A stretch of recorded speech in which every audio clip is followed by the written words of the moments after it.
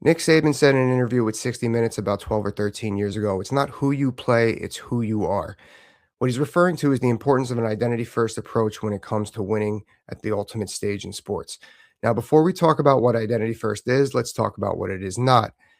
It is not a one dimensional strategy or one trick pony approach to try to win. When you go about it that way, you'll ultimately forget about or not even take awareness to what your weaknesses are. And then that's what's going to get exploited in competition. It's important in team sports because, first of all, not all athletes and all teams, even if they're elite, they're not going to be elite everywhere. So you need to identify what you're good at and how to supplement it. Coach Saban goes on to talk about in an interview about the importance of everybody buying in, everyone knowing what their identity is. So we have a standard, and that standard goes into the plan of execution. Now, even though that this is an individual sport, mixed martial arts epitomizes the importance of identity first approach. In mixed martial arts, there's so many ways to win, so many ways to lose, especially at the elite level. You need to know what your game plan is for execution, otherwise, you're going to lose. I myself am a perfect example of why it's important to know your identity first approach. I identified as a wrestler. I had very strong wrestling all through college, as well as my mixed martial arts career. And I needed to know how to get that fight to the ground. Now, I had very good wrestling, solid grappling, my striking, not so much. Early on in my career, that got crazy exploited and even led to some pretty tremendous losses. Now, once I learned how to strike to supplement my wrestling, I became a much better fighter. I became a much more fine-tuned fighter. I don't want to say well-rounded. We'll get into that in a little bit. But it ultimately added to my plan of execution once I knew how to strike that benefited my wrestling. Now, going back to what I was saying, the well-rounded approach. First of all, I ended up beating a lot more well-rounded fighters than I was because I knew what my plan of execution was and I know where I wanted to be. I knew where I didn't want to be because by taking this identity first and supplemental training approach, I knew how to mitigate my weaknesses and how to stay away from them. Now, back to team sports, football is another good example. I think of a great example of this is the 2009 New York Jets. They were a run heavy, ground and pound team with a great defense. They went on the road the divisional round to beat the well rounded, much more talented San Diego Chargers in a big upset victory to go to the AFC Championship game. And that game came down to a 4th and 1 with under 2 minutes left, where the Jets had to stick to their bread and butter tactics of a 1 yard rush up the middle with Thomas Jones to get that first down and ice the game. Let's talk about the development of those secondary skills in order to strengthen your primary approach. Like I said, I was never going to be a world-class boxer. I just didn't have it in me. I was a wrestler. I had great grappling, and I needed to do that if I wanted to make it in mixed martial arts. So, what did I do? I learned how to strike to supplement my wrestling, and I didn't ignore the striking, obviously. Like I said, I needed to learn striking defense. I needed to learn how to slip to takedowns, all part of striking, all part of boxing. And I needed to know the complementary strikes in order to get to my wrestling. There was times where I would go against opponents and they were well aware what my strength was. And this will happen in all sports. Everyone knows that if a team does proper game planning, they're going to identify what your strengths are and they're going to try to shut those down. When that happens, myself and my corner, we had to recognize whether it be in training or in the fight, how my takedowns were defended.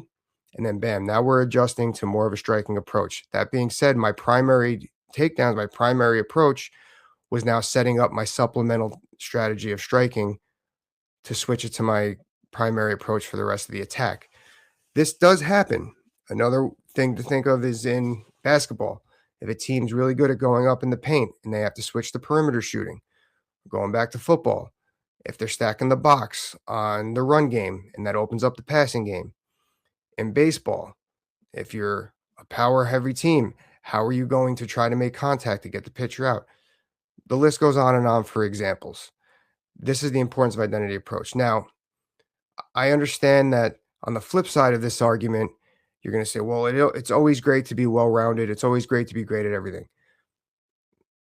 Like I say earlier, elite athletes, elite fighters, elite teams usually aren't elite everywhere. There are exceptions, don't get me wrong. Even the 2007 Patriots lost in the Super Bowl to a team with the New York Giants who had a great identity first approach. John Jones is probably the ultimate fighter, who's the greatest fighter to ever live. Even he has an identity first approach and strategy when he's in his fights. You could see it. He's not trying to do everything. In fact, his coach early on, Greg Jackson, was on record saying, how do you do to train John Jones? I could do everything. It's not necessarily what he can't do, it's what he should do in situations. That's what identity first approach is. Even if you're world class everywhere, you still got to know exactly what the primary attack is, because otherwise there's too much to think about. When you know exactly what you're doing, it really shrinks down what you have to focus on in order to on the technical side in order to get execution.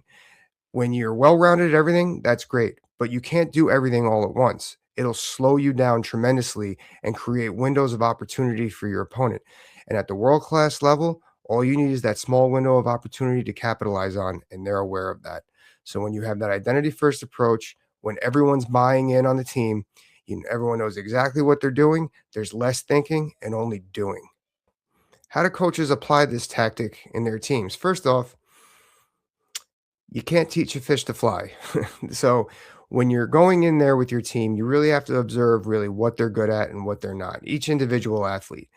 Once you do that, you could put them in situations for opportune moments or put them in positive situations for production by placement on the field, whatever the case may be, whatever their positioning may be. Or what you do is once you identify what their strengths are, you're slowly going to learn what their weaknesses are. And when you do that, you could do situational training for both. You could do situational training on how to defend the weaknesses. You could do situational training on how to strengthen your identity first technique, how you use your supplementary technique within that situation, all that leads to execution, or if it's in your weaknesses or more or deficient states, how to stay away from it, how to get out of there and mitigate. So ultimately with coaches, it does take a little humility. I know myself as early on in my coach, for some reason, I thought that a lot of my athletes could do everything that I could do. That's not only is that wrong, it's extremely poor coaching. I always say I became a better coach because I recognized that I was a bad coach. You know, I can't take a great striker and expect him or even want him to wrestle the way that I did, because then I'm taking away his strengths. I have to recognize what he's good at and how do I strengthen that? How do I get him to supplement that for him? How do I recognize what he doesn't with my experience? That's what a good coach brings to the table with identity first concepts.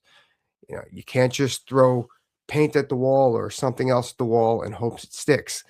You got to know what your athletes are and discuss with your athletes. Why are they uncomfortable in this area? Why do they feel they're so good in this area? Sometimes they'll tell you something and it'll trigger you guys both. Oh, well, this will be a great supplemental technique. Then maybe we'll stay away from this because then it'll make your strength technique easy to defend.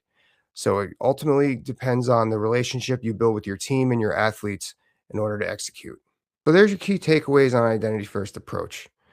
It's a much more efficient way in order to get victories at the elite level. It lightens the load of cognitive thinking for your athletes, giving them the ability to play much more free, and ultimately ultimately knows what everyone has on the buy-in for the plan of execution.